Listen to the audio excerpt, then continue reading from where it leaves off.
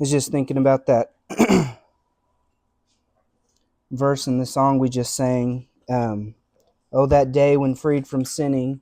And it reminded me of something MacArthur said. I remember early on listening to him, that the thing that he looks forward to being with the Lord is no longer having to battle with sin and being in the presence of sin. And I have found that to be true in my own heart, especially as I grow older.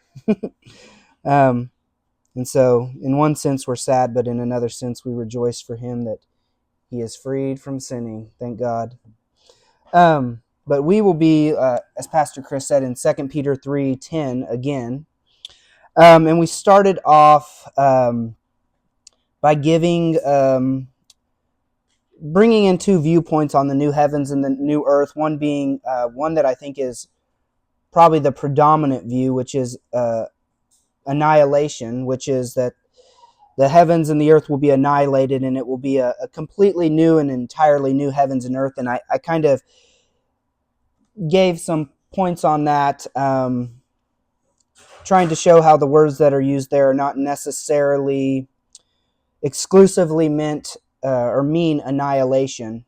And there is something I didn't mention before that just kind of popped in my head this week as I was going through this and thinking about it. But even in the verse, you'll notice that in verse 10 it talks about the heavens will pass away with the roar, the heavenly bodies will be burnt up and dissolved, and then it goes to the earth. And so there's some distinctions also we could make there, but I don't want to get off on that. I want to at this point make a case for the renewal or the restored heavens and earth. And actually some of the points I'm going to be making 6 points. They'll be very brief, but some of those are taken from Richard Mayhew and John MacArthur's systematic theology book, Essential Christian Doctrine, and is it just called Christian Doctrine? Biblical Doctrine, that's right. Biblical Doctrine. But let's go ahead and read verse 10, and then we'll get into the text. But the day of the Lord will come like a thief, and then the heavens will pass away with a roar, and the heavenly bodies will be burnt up and dissolved, and the earth and the works that are done on it will be exposed. So, making a case for the renewal or the restored heavens and earth. In Romans 8:19 through 23, I want to read that. It says, for the creation, and I want to pause there, the creation that he's talking about in this passage, he's talking about everything in the physical universe minus mankind, humankind. We know that because in verse 23 he says, not only the creation, but we ourselves. So he's making a distinction. So the creation here he's talking about is the animals, the plants, the inanimate objects like mountains, rivers, those things. He says, for the creation waits with eager longing for the revealing of the sons of God. For the creation was subject to futility, not willingly, but because of him who subjected it in hope, that the creation itself will be set free from its bondage to corruption and obtain the freedom of the glory of the children of God. For we know that the whole creation has been groaning together in the pains of childbirth until now. And not only the creation, but we ourselves, who have the first fruits of the Spirit, groan inwardly as we wait eagerly for the adoption as sons, the redemption of our bodies. So just a few points on that. We see that creation is eagerly longing and anticipating for what? For glorification. Verse 20 says they're eagerly longing in hope to be set free from the bondage of sin and to obtain freedom. They're eagerly longing not for annihilation, but for glorification. As we know, the universe does not function as it was originally purposed by God. When God made everything good, sin came in the world.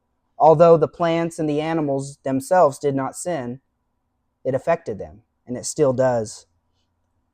The second point is that creation is being compared or paralleled to the glorification of believers. That's verse 23 that we know that not only the creation, but we ourselves. Well, we are not anticipating or longing for annihilation, but resurrection. Just as the sin of man affected the earth, so will the glorification of man affect the earth. And again, we could expand this and go into more depth, but I just want to kind of give some bullet points just to stir up our way of thinking as we think about these things. The third point is the renewal language that Jesus uses. In Matthew 19:28, Jesus says this, and I think this is referring to the millennial kingdom, but it seems to be somewhat of a foretaste of what will ultimately happen. Jesus said to them, "Truly I say to you, in the new world, when the Son of Man will sit on his glorious throne, you who have followed me will also sit on the 12 thrones, judging the 12 tribes of Israel." That word there, new world in the Greek, it's the word regeneration. It could also be rendered new birth or renewal, recreation, renovation, or I like how this is put, the restoration of a thing to its pristine state. It's not only Jesus, by the way, that uses this renewal language. The apostles do as well. In Acts 3:21, this is the how Peter words it.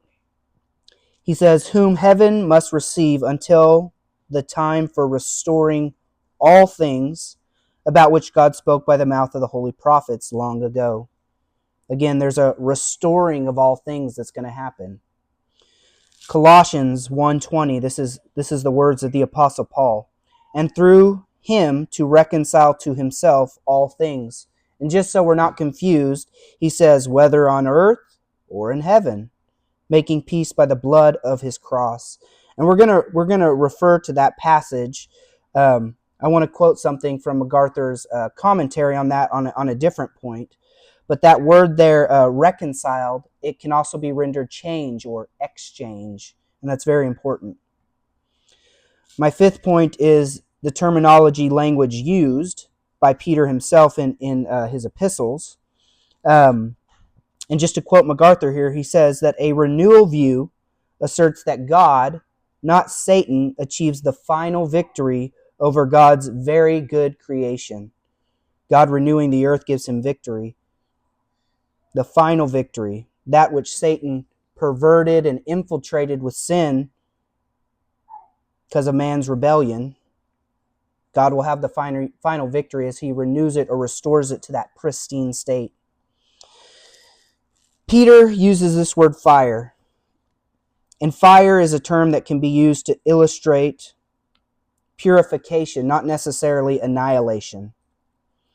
In 1 Peter, and we went through this months and months ago, but 1 Peter 1:7, Peter uses it this way: "So that the tested genuineness of your faith, more precious than gold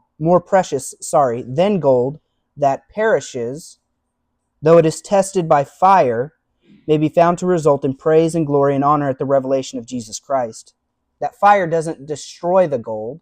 It says it perishes, but it's not annihilated, right?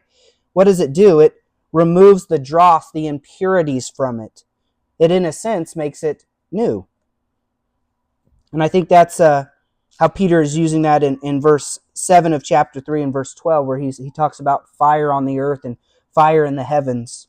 I think he's using it in a way that he used it before to show a purification, not an annihilation. The last point I want to make is to consider the character of God. And I'm going to reference back to that Colossians 1:20 here. But and we won't read through this, but in Revelation 20, starting at verse 9 through 15, we see God's judgment. God's judgment at the great white throne, and even before that.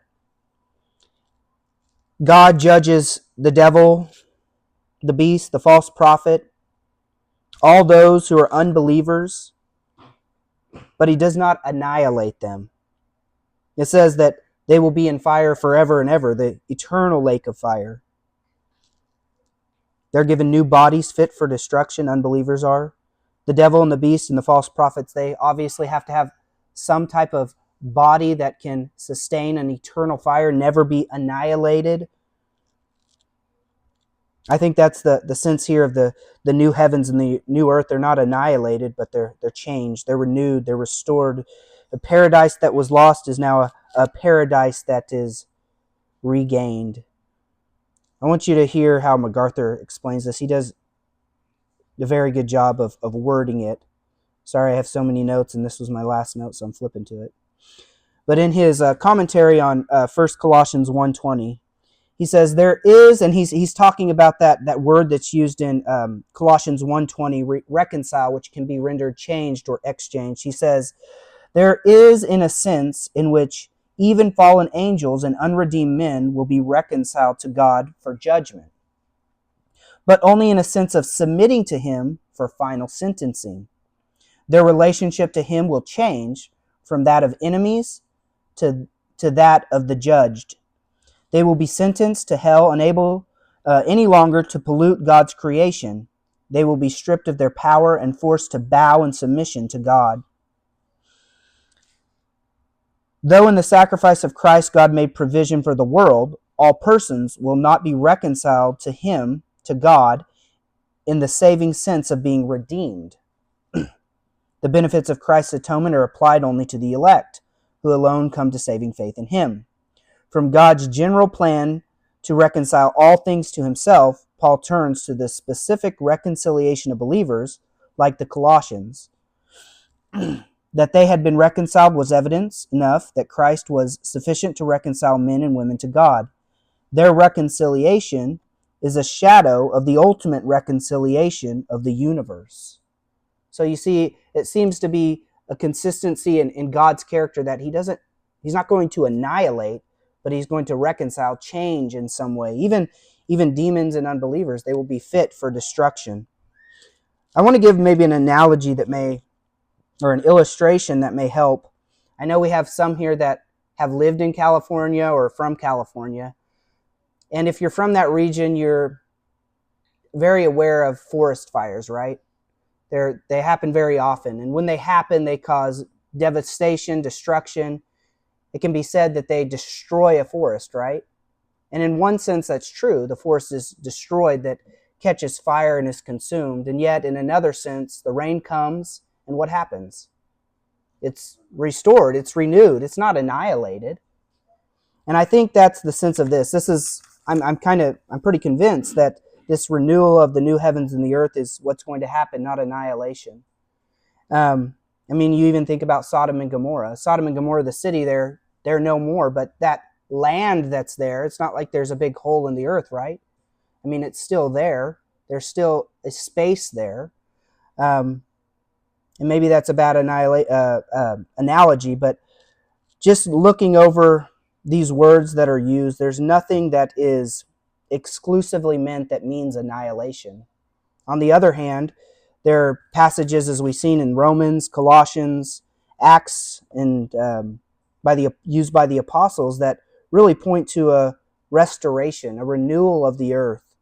God will reconcile, change, exchange all things to himself. We even see that again, in a sense, with demons and unbelievers, that relationship where they are rebellious and refuse to bow the knee. One day, that relationship will change. They will have no choice but to bow the knee in Jesus Christ. And I think that's the sense that's used there. And I just see it as a consistency with God's character, that he's not going to annihilate the heavens and the earth, but that he's going to renew them and restore them to the original paradise that was lost when sin entered the world.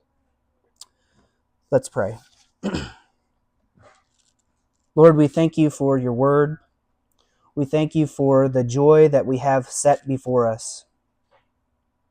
What a joy it is to finally be free from the corruption that is in the world, the sin that is in the world. Sin has touched each and every one of our lives in more ways than we could even articulate. Even the creation groans. There are the seasons even show that. I know I was reading Martin Lloyd-Jones, and he made the point that creation seems to, even as it says in Romans, the birth of child pains, it seems to be going through that constantly, where spring comes forward and it's trying to restore and renew, and then quickly fall comes, and then winter, and then it's trying again to bring about this renewal, but it never lasts. We know that one day when you come and you judge the earth, All that was wrong will be made right. The paradise that was lost in the Garden of Eden when sin entered the world will be made right. We look forward to that day. We eagerly await the new heavens and the earth where righteousness dwells. It means that sin will be no more. There will be no more tears, no more pain, no more crying. But better yet, we will be able to worship you perfectly for all of eternity. We will look forward to that day. Before that day comes, Lord, before you call us home, we pray, Lord, that we would be found faithful, that we would finish the race strong, that we would not give up, turning to the right or to the left, getting off the narrow path that leads to life, running after the joys and the pleasures of this world that are fleeting, that lead only to destruction, but that we would be diligent. Lord, help us to live in light of what is at the end. In a sense, to live life backwards, to live now based on what will be, the hope of eternity, the hope of being with you. Lord, we know that you conform us to the image of your Son. You sanctify us by the truth. Your word is truth. And yet we are not even left alone there. Your Spirit comes alongside us and helps us in our weaknesses. May you do that today, Lord, as your word is proclaimed. May we be mindful of the things that are taught, be mindful of what your word says, what you are speaking to us, Lord, that we would not turn from you, but that we would be found holy, that we would be found faithful, that we would be found believing and trusting in you, and looking forward to the hope that is within us, that you have placed there, O Lord. We just give you all glory and praise. To you be dominion forever and ever. Amen.